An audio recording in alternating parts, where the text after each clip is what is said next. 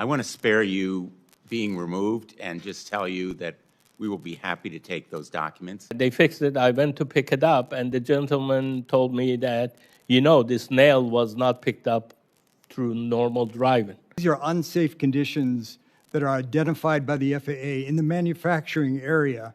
Engine anti-ice, exhaust duct fasteners, compromised seal and adhesion within the center fuel tank, loose bolts in the rudder assembly, stuck rudder pedals, misinstalled electrical wire bundles in the wing spoilers, and then, of course, the door blowout was also a manufacturing defect. Something happens to me, I am at peace because I feel like by coming forward, I will be saving a lot of lives. The attitude at Boeing from the highest level is just to push the defective parts regardless of what it is.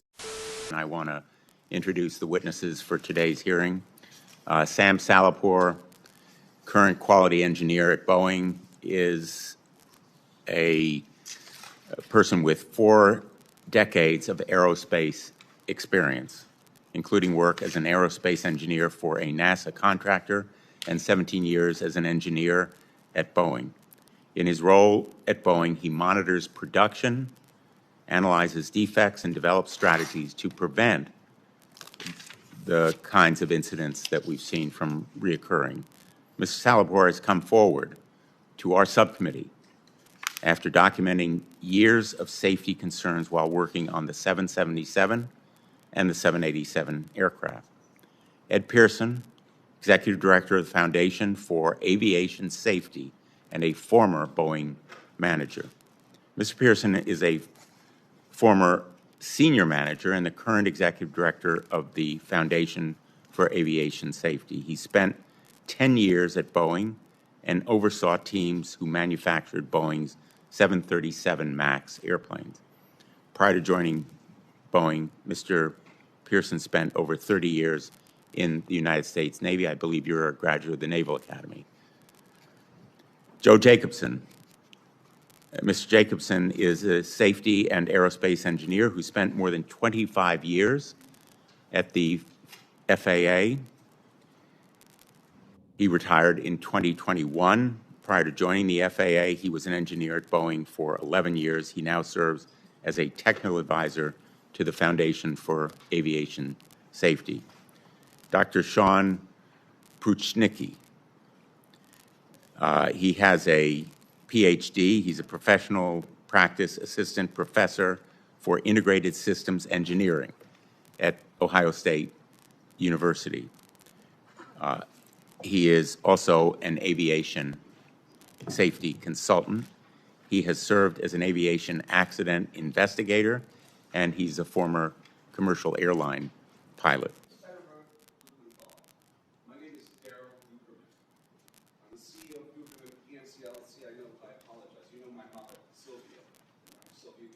I would be happy to talk to you after this hearing is done. If you, I want to spare you being removed and just tell you that we will be happy to take those documents and meet with you privately. And we welcome your being here.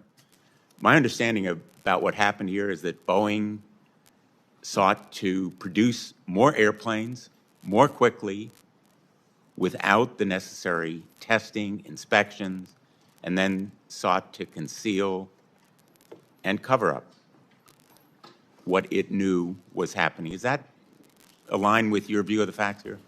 Absolutely. That in fact is part of it, because those things are expensive. And there's more to it. There's other things that go into that process. One of the biggest is the inspectors.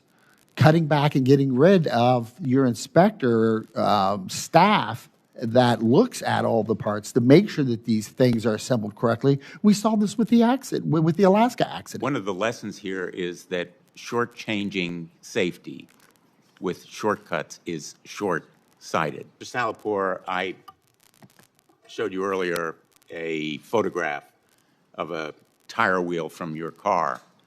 That bolt was inserted by someone as a threat, perhaps as a risk to you. Yes, I was losing just air on my tire, and I bring it somewhere, and they say, hey, you have a nail in the tire. That's about 1 month old tire. So I brought it back to the shop that they fixed it. And they fixed it. I went to pick it up, and the gentleman told me that, this nail was not picked up through normal driving. I didn't know anything about that. He's the one who brought it to my attention. And I came home, and I had to go all the way back there to get the tire, to just save the tire. It was like 25-mile drive. But anyway, but the bottom line is that, yes, the nail was inserted in there. I believe it happened at work. I have no proof of that. There's a discrepancy between our two witnesses here. Mr. Pierson, you were saying that it was a manufacturing defect, and Mr. Jacobsen, you're focusing on the MCAS, which is what the public was all told. It was that control system, and with only a single indicator that if that went defective. So again, that was the story told. What is the truth? I mean, we'll start with you, Mr. Jacobsen. Well, the truth is it's more than one thing, right? It's the entire system. You have to look at manufacturing. You have to look at also at the design. Since the MAX has gone back into service, this is the list of manufacturing. These are unsafe conditions that are identified by the FAA in the manufacturing area. Engine anti-ice, exhaust duct fasteners, compromised seal and adhesion within the center fuel tank, loose bolts in the rudder assembly, stuck rudder pedals, misinstalled electrical wire bundles in the wing spoilers, and then, of course, the door blowout was also a manufacturing defect. So we have a long list of unsafe conditions from manufacturing defects. We also have a long list, equally long list of design defects. So what that tells me is it's a company-wide problem. It's not. So the MAX was taken out of service for how long? Quite some time, right? 20 months. No, I totally agree with Mr. Jacobsen. When they investigated the accidents, they narrowly scoped it and they kept it very tight. And as an example of that, when the plane was returned to service, the MAX airplanes were returned to service, they said that they fixed the MCAS software and they provided the pilots the training that they needed. And then they said, we fixed some wiring.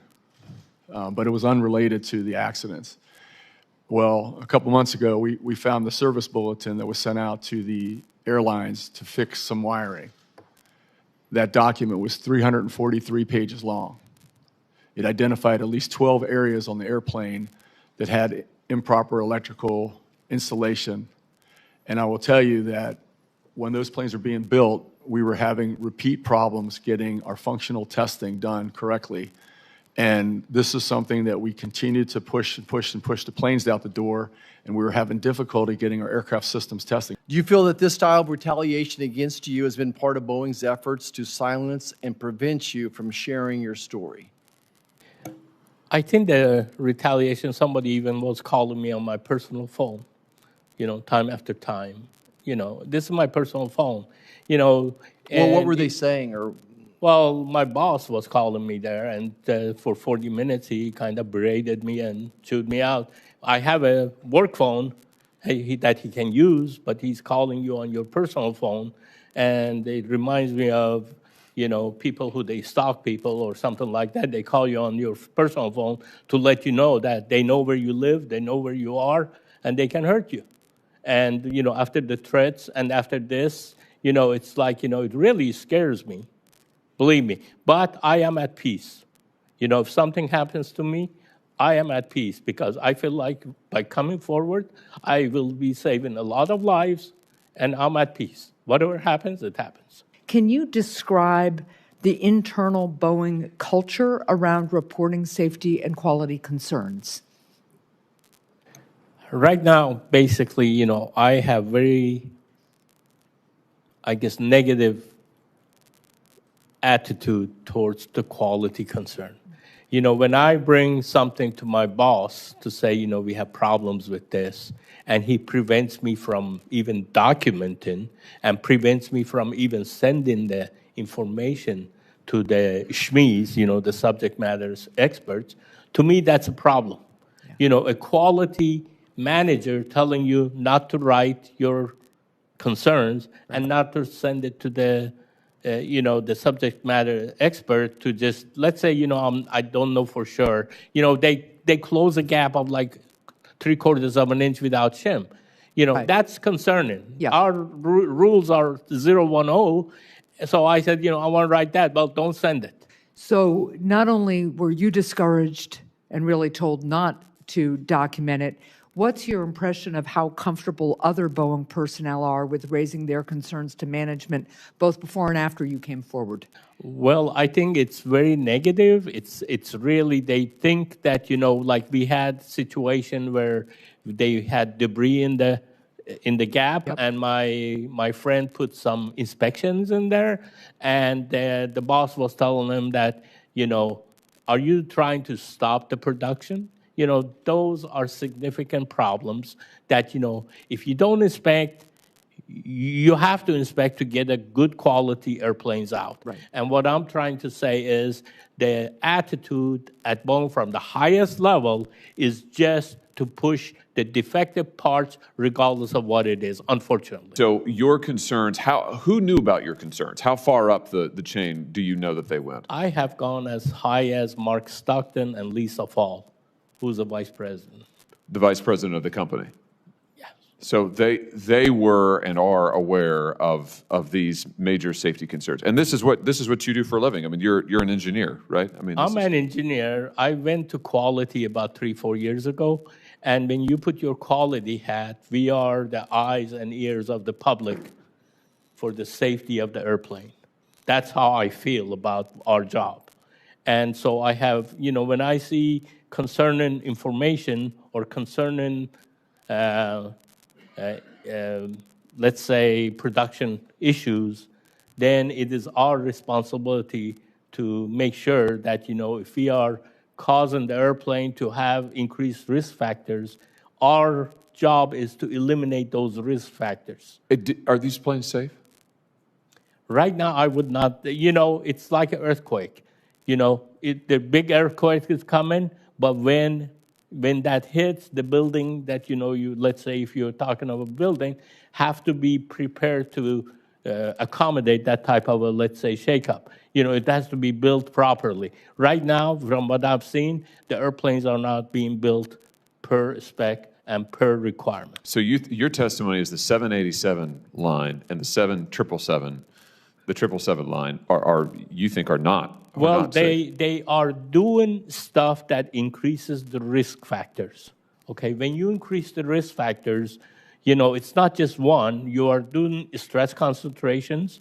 That those stress concentrations, like breaking a paper clip, you do it once or twice, it doesn't break, but it breaks at some time. As the plane gets older, all of these things that you took, you said it's not a safety issue, it becomes a safety issue. And the company's response to you was to threaten you? Threaten you, sideline you, transfer you. You raised concerns about the 787, and so they transferred you to the 777, right? Well, yes. Initially, they just cut me off of all the meetings. Ah. They took my name out, and then so I was just doing nothing. I wasn't informed of what. Then they transferred me, and they do it pretty stealthy. Oh, we have a job over here. We want you to go over there. So they move you down there, and, I come from like 40 years of engineering background. So when I see, and I've taken a lot of stress classes, even though I'm not a specialist on that, but when there's a problematic area that you see, you can recognize. So I just want to make sure I got the sequence right. So you raise these concerns, you get on the 787, you get transferred over to the 777, you raise the concerns there. They ignore it in both. They haven't addressed any of these concerns. Is that your testimony? Yes, sir. And at some point, they start to threaten you. You're talking about your boss calling you on your personal phone and berating you. And when did that start? Well, that started right after when I said, we have made over 300 plus airplanes. We still don't know how to put the load and sell. What I mean by that, if you build in an airplane, build in a house, it's like, putting the foundation. We have made over 300 airplanes. We still changing our process, like build the foundation to put the airplanes. We are struggling with that because they have changed the process, from stable to unstable situation. So I want some clarity. Was it or was it not the MCAS system that caused that crash? The MCAS system, Senator, was obviously played a significant role. So did the lack of pilot training. But as Mr. Jacobsen has said, there was other factors, and our analysis, my analysis, shows that those airplanes also had manufacturing defects that triggered the MCAS software. Mr. Jacobsen? Yeah. So what were those other defects? I mean, was it the sensor? I mean, only having one sensor was part of that system, though. But Well, the sensor, as Mr. Pierson has talked about, the sensor showed problems. The original sensor on the Lion Air airplane showed a lot of manufacturing defects when it was examined. What I found curious was after the Ethiopian crash, they said the sensor was taken off by a bird. They had no evidence for that, none whatsoever, but they concluded that it was the bird that did it. And so I think it's much more plausible and likely that it was an electrical fault of some sort, either arcing or something like that. this was beyond negligence. This is an overt act. And nobody has been held accountable in any way, shape, or form, financially, losing their job, criminally held liable. Look, we've been dancing around an issue here that, quite frankly, being a systems engineer, I design a lot of automation and the interaction between human and automation. And what they did is quite obvious. They snuck the MCAS system through the certification process. Period. It's that simple. But they did that over money, sir. Is that or was that criminal? Again, I'm not a lawyer. I'm not a prosecutor. Is that criminal? Do we have laws on the books? I can't answer that type of what's the right word? Not evasion. I mean, was that criminal behavior? Should somebody been held liable criminally? I can't answer if that's criminal, but as a cognitive engineer, I can tell, and I know how the certification process works, and I know how this accident works. They snuck it through the process, and it was all about money. It was all about getting those airplanes to Southwest, and it was all about money, and that's why those people died. I just want to emphasize again that the airlines play a huge role in this, right? They obviously want airplanes. They need airplanes to do their, what they want to do, but they have a very much a responsibility to make sure those planes are safe. I'll just give you an example. We did an analysis, and in Alaska Airplanes, we did it. We produced this. We published this thing in September 2023. They had 53 brand new MAX airplanes. We found over 1,200 aircraft system malfunction reports that they had submitted to the FAA, 1,200 on 53 brand new planes within 2 years old. And I'm not talking tray tables or headrests. I'm talking the systems that Mr. Jacobsen's been talking about. So we need to make sure that those things are investigated and resolved, and they're supposed to be. Which is why I've reached out to the airlines. I've talked to a couple CEOs. We need to talk to their pilots. We need to get their mechanics. We need all these people talking together. Just individual hearings aren't going to do it. I mean, this requires a full-blown investigation with all these people being interviewed, people feeling free they can come before us with whistleblower protection, either staying anonymous or provide whatever protection we can. Thank you all for being here today. This hearing is adjourned.